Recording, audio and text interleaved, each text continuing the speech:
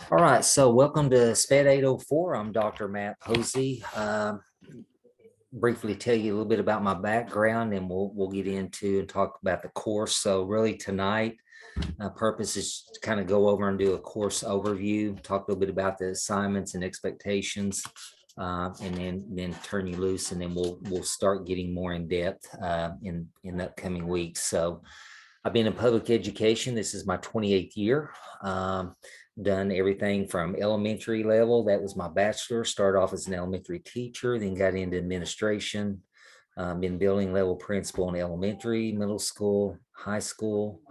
Then also got into the superintendency. So out of the 28 years, I've been superintendent 18 of the 28. And then also have gotten into doing contract work for school districts doing testing. So after I finished my doctorate, I went back into and got my hours for school psychometry and contract out for a lot of schools down in this area that are more rural and have difficulty with accessibility to qualified examiners. So just kind of a little bit about my background, being with Fort Hays now as an instructor. This is my third year with them, so have a lot of different things going on. And then also serve as an adjunct for Southern Nazarene University here in Oklahoma, and I teach a graduate level class in Tulsa, which you mentioned your son's in Tulsa, in their program that is set up for individuals pursuing their principals and superintendent certification. So stay pretty busy, don't have a lot of free time. So it's good to have each of you here. Look forward to working with you the next 8 weeks. So I'm going to share my screen, kind of go over, do an overview of the course, what all that entails. This particular class is in the process of sharing my screen. This particular course, we're going to focus on behavioral issues.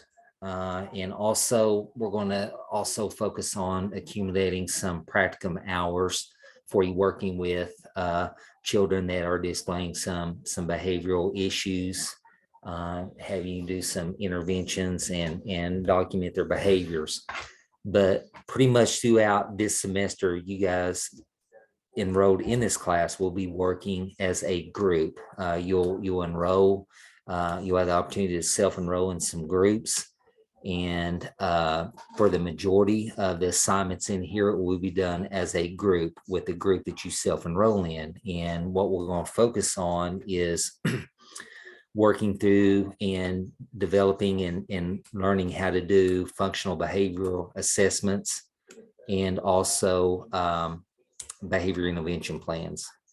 And with the role that you're serving now in the school district, I don't know if you've been exposed to that process of doing an FBA and a behavior intervention plan, but we're going to learn how to do that and talk through that this semester. So that will be part of your projects that you'll do. Is we'll break the FBA down into 3 steps. And so we'll submit each step. Your group will grade you on that. And then we'll for the final project, turn you loose and take all the information from the FBA and then turn around and do the behavior intervention plan at the end of the 8 weeks. So that's really what a lot of the class entails. 804 is it is paced out very well for the 8-week course, maybe compared to other courses that you will take with the amount of time that we have to do it and how the assignments are kind of spread out. It does not rush you or pile up on you compared to other courses and assignments. To start off, you will actually do an assignment that will be an individual assignment, and it's called the can't do, won't do assignment. And it's just a short activity. I always enjoy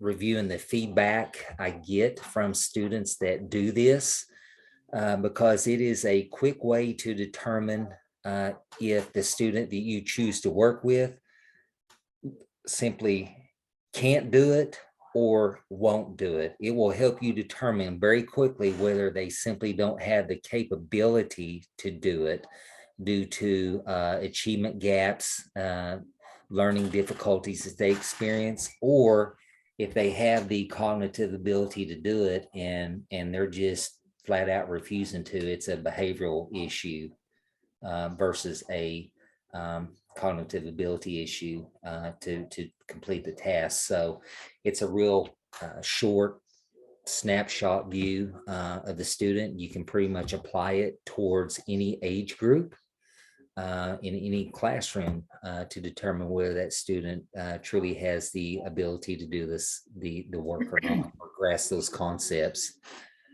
So you can kind of see, I've got the outline of the syllabus up. You can see for the first week, basically we have 2 modules for the course, okay? 2 modules. Module 1 will be in weeks 1 through 3. And then module 2 will be in weeks 4 through 8. And so for the first module, we're going to be talking a little bit about in the readings, the behavior management theories behind some of the behavior disruptions that you may see or experience or observe in classrooms. And then for the assignments, one of the very first things I'm going to ask you to do is go in and on the discussion board basically and introduce yourself. That helps me learn a little bit more about you, a little bit more about your background. And then also after we finish up Zoom this evening, I strongly encourage you to go and self-enroll in the group and go ahead and get that established and perhaps start communicating with those individuals, get to know them if you have not worked with some of the ones in that's enrolled in this course. And then also want to encourage you to go ahead and start logging in some of your practicum hours. And so literally for this, it is logging in time that you've observed or intervened in situations in which students were exhibiting some behavioral issues, disruptions in class. That does not necessarily have to be limited to a classroom setting. It could be outside of that classroom. So when you work with special education students, we all know that they are subject and prone to some behavioral disruptions a lot of times when they get out of their normal routine. And so those behaviors may be exhibited in transition from the classroom to lunch, or transitioning from the classroom to specialty classes like art, music, physical education. Or it could even be out on playground when they have an abundance of free time. So it's not limited to only intervening and observing those behaviors inside the walls of the classroom. Okay, so it's pretty much wide open to you, and you can just ask you to acquire 50 hours through the 8 weeks, and really that should not be a challenge to do, depending on what your particular role is now. If you're in the regular classroom now, you can even include having to intervene and redirect students in that regular classroom if you're not in a special education classroom setting now as a para or as an assistant. So again, it's pretty much wide open. It's just your observations and or experiences intervening and redirecting students that are exhibiting any type of behavioral issue or disruption. Okay, so we will have 2 checkpoints basically on that. So after the 4th week, I'll have you submit the first part of that, more of an accountability checkpoint, asking you to have your first 25 hours submitted. And then at the end, you will be asked to submit the second half. And also it has a part of that practicum log to where you do a reflection of your experiences and observations as you accumulated those hours, and just reflecting on that, different behaviors that you observed, and maybe talking about some interventions that you applied to redirect that student's behavior. Okay.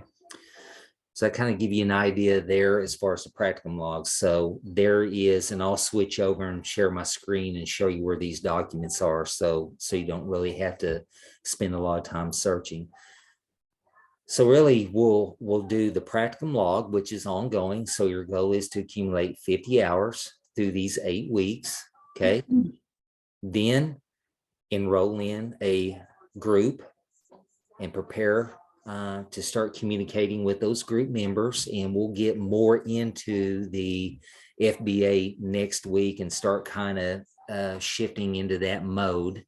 And then we will also talk about and get you started on the can't do, won't do assignment as well.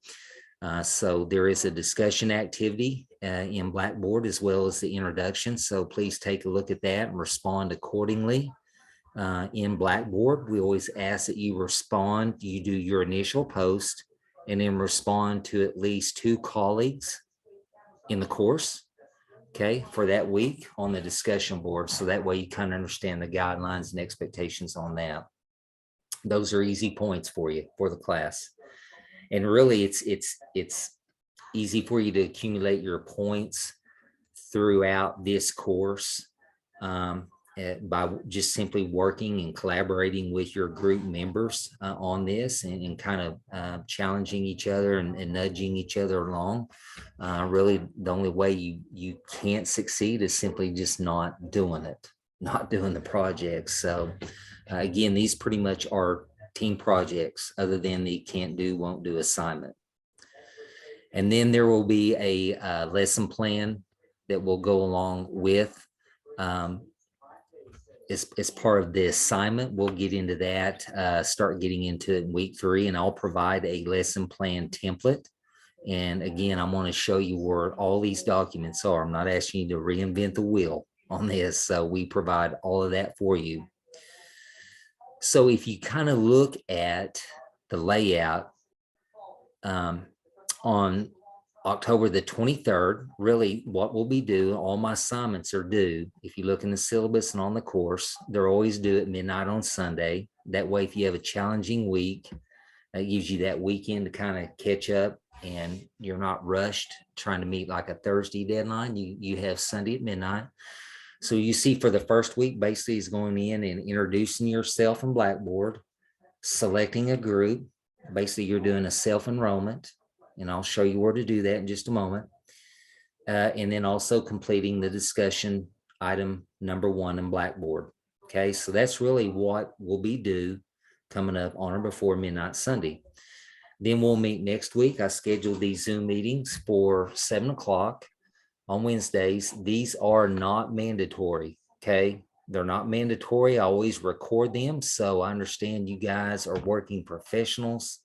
You have a lot going on, and which is fine, totally understand. So if you can't make a Zoom session when we go over and review where you're at that point on a particular assignment, you can always go back later that night or even the next day and review the Zoom recording on what we discussed, okay?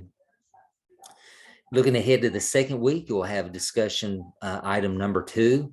Then the can't do, won't do assignment will be on there. And then also we'll start working on or having you submit the draft copy of a lesson plan, which we'll get into that in Zoom next week. So making sure you're logging those practical hours. The next week after that, you'll see you'll have either a draft copy or something, actual assignment that's due, week 3, discussion number 3, and then you'll submit a final lesson plan.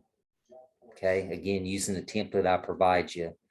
Going into week 4, you'll have discussion item 4, and then it will be just a video recording of you basically presenting that lesson that you did the lesson plan for, basically just showing a recording of yourself presenting that to your students. Okay, and you'll just submit that to me via email, and I'll review that.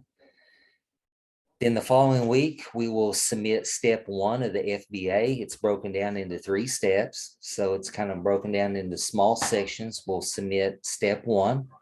And again, we'll talk through these in our Wednesday Zoom sessions. And then at that time, I'll have you submit that first practicum log. Okay, as the accountability checkpoint I mentioned. Next week, you'll submit step 2 of the FBA. And then you'll go in the following week and submit step 3. So you'll see really The FBA is going to take up several weeks, and it's broken down into 3 steps. And that will be your assignment for the week. And again, that is done as a group. In that group assignment, one of you will submit. And once you have self-enrolled in that group, when you submit, I review it and score it and assign the grade. It will assign it to everyone that's linked to that group. So you don't have to individually submit it. Just one group member will submit. Okay, when we get ready to do that.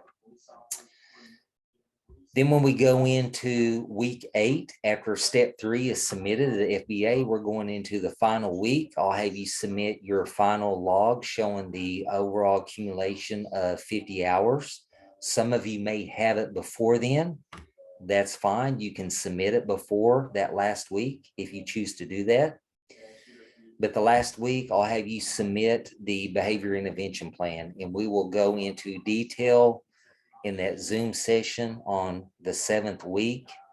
After step 3 is completed, I'll literally pull up a behavior intervention plan, and we'll walk through each step to make sure your group understands exactly what will go into that. And you already have a lot of it because you've done the FBA.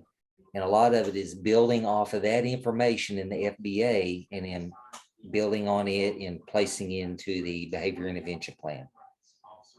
Okay, so that's kind of a broad overview of the course. As I mentioned, most of it's going to be in group project. I'm going to stop sharing and then go over to another section. If I can find my whiteboard. I didn't do it. Bear with me just a minute and I'll get to where we need to go.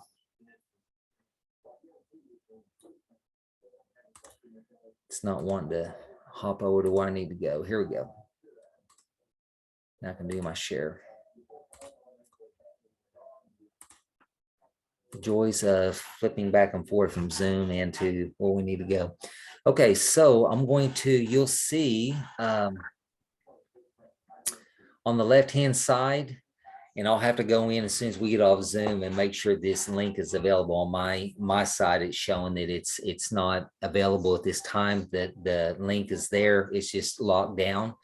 You'll see on the left-hand side under Zoom sessions where it says groups, I'm kind of circling with my cursor, my mouse. You'll see you'll click on that. And that will take you into where you self-enroll. To get where the documents are, we're going to go into, bear with me just a minute, switch over.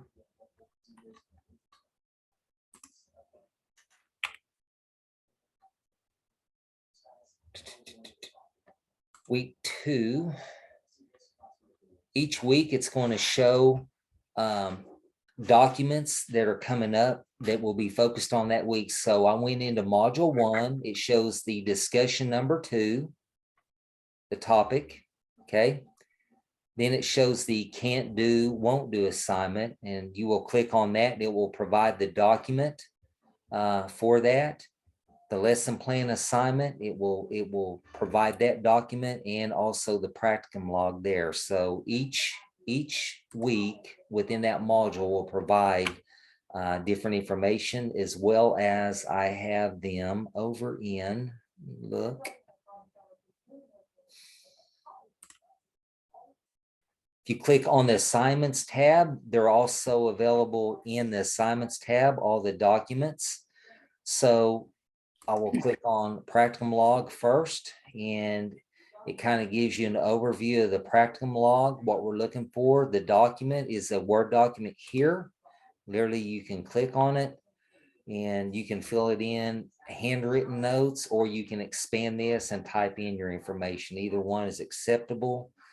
You will record information here. You may need to add rows as you accumulate time. And then also, you won't need for the first 25 hours, you don't have to have an administrator's signature, but you do once you accumulate 50. And then you will have a little mid-course reflection here for the 25 hours.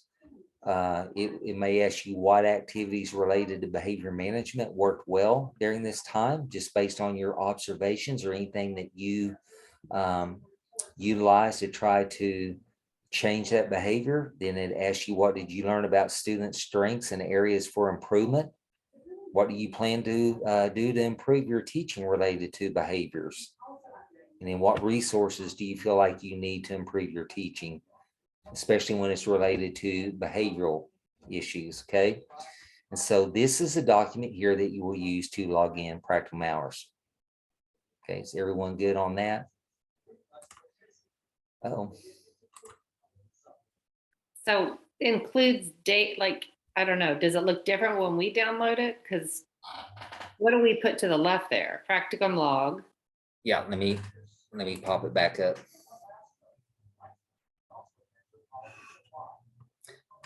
Okay, so you put the date, the student initials, the age or the grade, and then the activity and just activity and the behavior displayed. So if the activity was, if it was actually a group activity, or what was the behavioral activity that you observed? Were they up throwing chairs across the classroom? Were they just walking around disrupting, not staying seated, having to be asked repeatedly to sit down? So that's the activity. Actually, I should put activity / behavior. And then the time. How much time was lost? How much time did you observe that student doing it? Did that student do it for 15 minutes? Did they do it for 30 minutes? So use it in 15-minute increments. Okay, so if it was just under, just round up in 15-minute increments. So you'd either put 15, 30, 45, or an hour. Okay. Okay, does that answer your question? Mhm. Okay. Exit that and get back over to, so back up. And again, under that assignments tab, we're going to find all these different templates. So there's the practicum log, the can't do, won't do assignment. Looking ahead, we'll talk about this week too.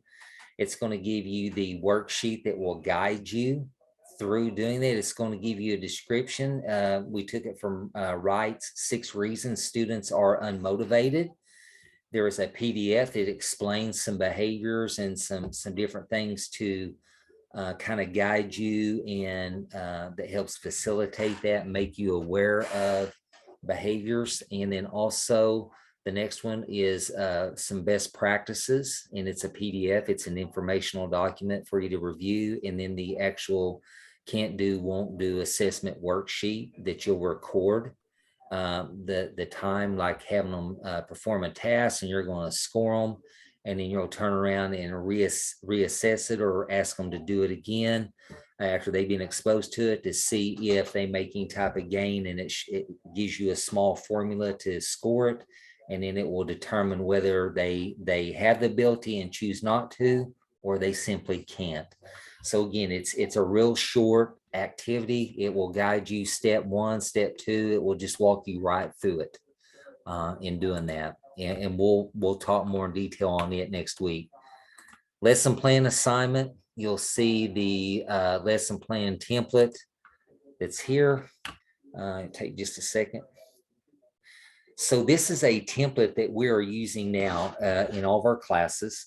And the reason we use that is because this particular format is something that you will see, especially for the students that have to take the PPAT.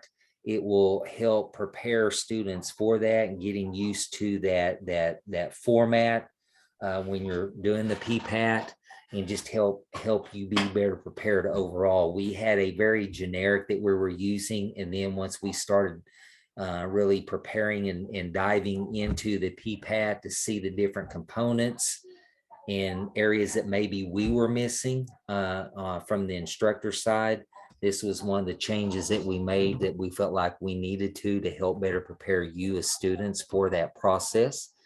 And so literally you'll see all the prompts here, and then you just have to go right down and fill in the gaps or the prompts here where it asks you to provide the information.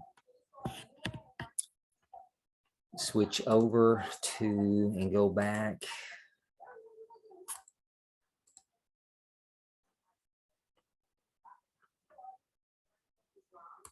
To my assignments tab. I backed out too far. Okay, here is the FBA, and you'll see the breakdown here. It gives an overview of the assignment, which we're going to dive into this more in depth tonight. I'm just kind of giving you the overview, but here it's going to talk about the overview of the assignment, what we're going to be looking for and targeting behavior and also that particular student. And then it's going to talk a little bit about the process, how we're going to break it down into 3 steps. When you're in the group, we'll break down, depending on the number of individuals that are in your group, we provide documentation sheets for you to utilize when you're observing a particular student in your district. So individually, even though you're in a group, you're going to individually have a task to go back and observe a student that you have selected or that you have been working with that has been experiencing some behavioral issues. And perhaps it could be a student maybe that's been identified for possible consideration for some emotional disorders and are considering some testing in that area to see if they're going to qualify under that categorization. So you will utilize these various documents here. You're going to see we have what we call an ABC analysis form, a behavior observation chart, a duration recording document, frequency recording, an interview form, a form or a document to help record minute intervals, where it will help you document particular behaviors, how many times they're displaying that in a given minute over a period of time. And then going back and reviewing that, do they display it multiple times the first couple minutes, and as time goes on, they tend to de-escalate and kind of run out of steam. We tend to see that in students that have behavioral disorders. They may get really amped up, and I mean they're up on the 10th level, and after a period of time, you can see them just start to kind of deflate. And depending on the duration of that event behavior they're displaying, they may literally, I call it crash and burn at the end. And it's not uncommon, especially with younger students, to see them crash and burn, and they may fall asleep after about 20 minutes of just intense behavior where they're on that 10th level. And that's not uncommon. I don't know if you guys have experienced that yet in your role, but don't be surprised if you encounter a student like that. Okay, so it's a good way to document those behaviors and kind of recognize some patterns. And then we have what we call a scatter plot document and also time sampling. And so the group will break up and split those up, and then you'll bring it back and start combining all your data and information and start combining that within the FBA document. Step 2 of the FBA, you'll analyze all your data and submit that. And then you'll submit the final step, which is the complete functional behavioral assessment. Let me go over to the next one. I just want to make sure I showed you these to where you'll be able to find the documents easily. I have a question. Is our group using one student scenario? So good question. So each of you are going to, first of all, start doing your observation and collect the data.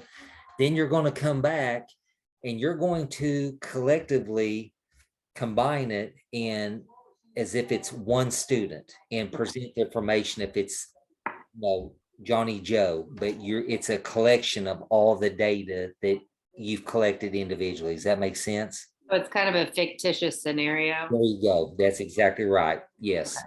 Yep. You're right. The next section, just to kind of show you where these documents are. The last thing is the final document doing the behavior intervention plan. And so I'll pop it up quickly to kind of give you an idea of what it looks like. So this is the template form that we use. And so you will go in, and it basically is broken down into a couple different parts. You'll have a summary of all your findings. And so you're going to list the problem behavior or behaviors. You may have 2 behaviors that are common amongst your team that you want to include in this. The frequency, how often is it happening? What's the intensity of it? And then the duration.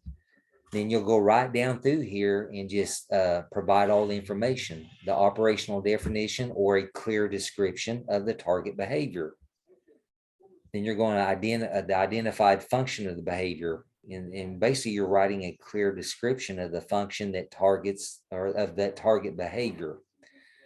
Then you're going to get into the intervention strategies, setting up different event strategies. How can environmental, perhaps the setting, trigger the anticipated behavior or adjusted interventions to minimize or avoid that targeted behavior?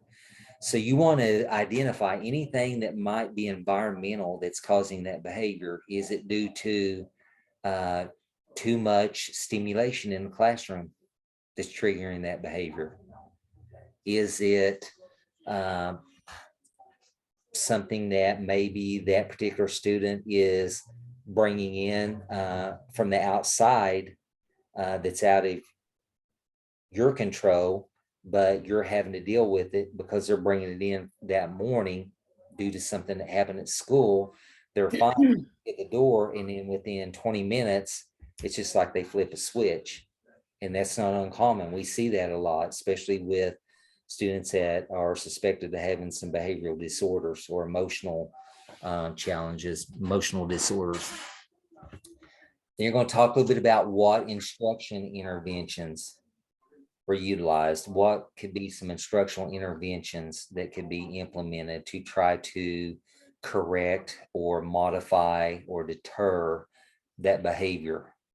Okay. Then consequential interventions. What consequences or positive reinforcement interventions do you think would be useful to implement for the targeted behavior, and then a replacement behavior?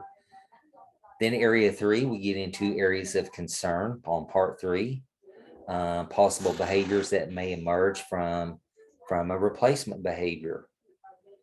So when you are dealing with students that have behavioral disorders, these are definitely things that you have to keep in mind about unanticipated or unexpected events that could occur or could be triggered for this student.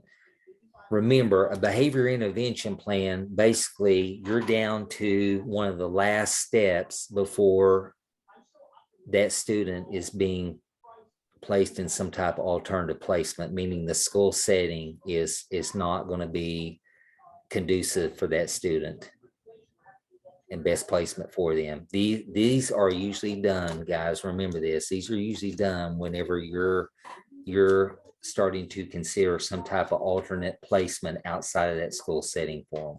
Okay. It's also part of the process if you're going to go down the pathway of considering the team is going to consider some maybe reduced day and try that for a while before you get to that last step of an alternative placement. So a lot of this will have to be implemented and followed before you get down to that final decision about this is our last alternative. Okay, so if you're working with a student that is on a behavior intervention plan, keep in mind there's been multiple steps taken before you even got to this point. Okay, so areas of concern, you have to take the health, well-being, and safety of other students and teachers into consideration into this area. Areas of concern about additional behaviors emerging. Will this student be a risk? Okay, you have to keep in mind the safety of those classroom teachers and also their peers. Okay.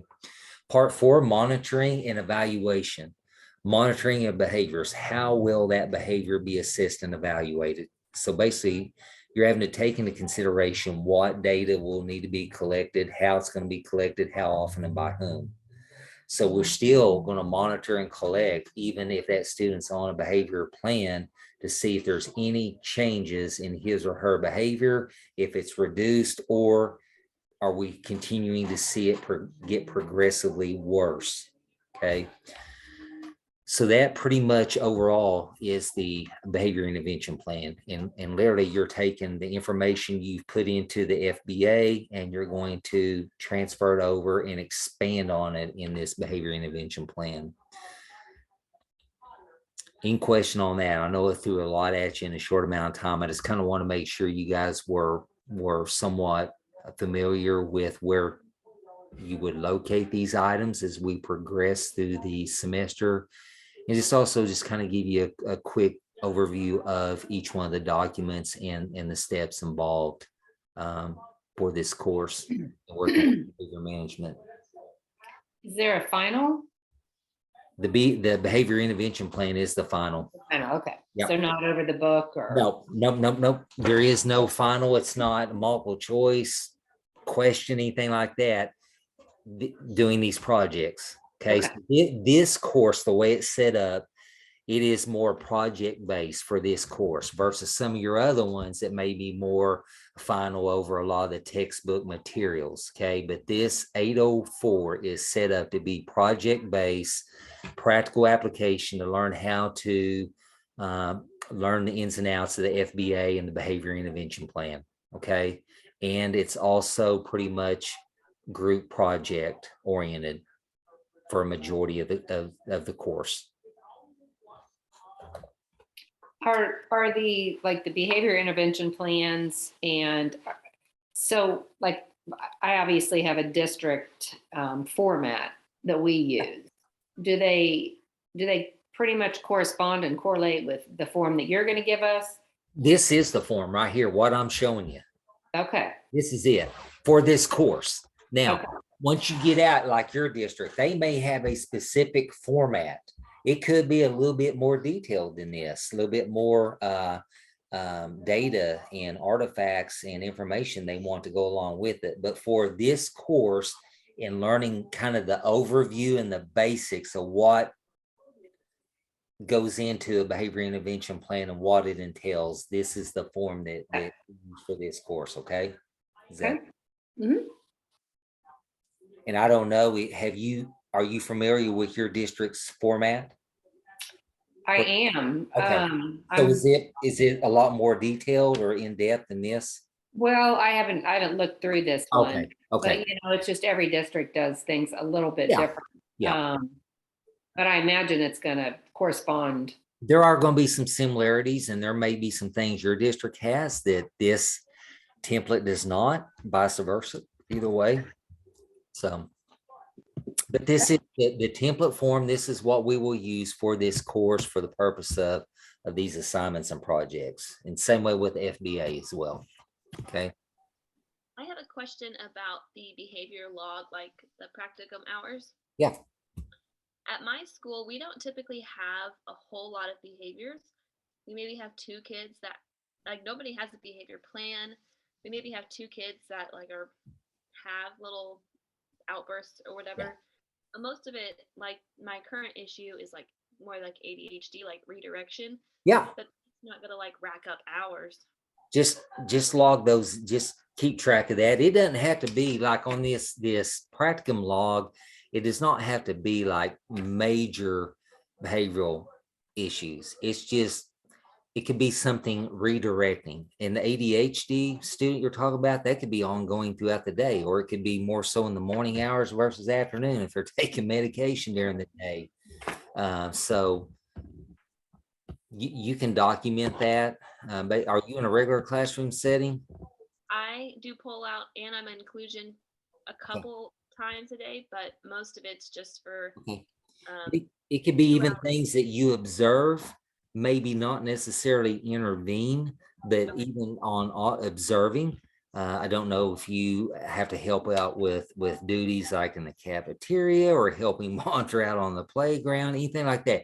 So any behavioral disruption that you observe, even though maybe you don't directly redirect that student, that you are observing that student's behavioral disruption and document that.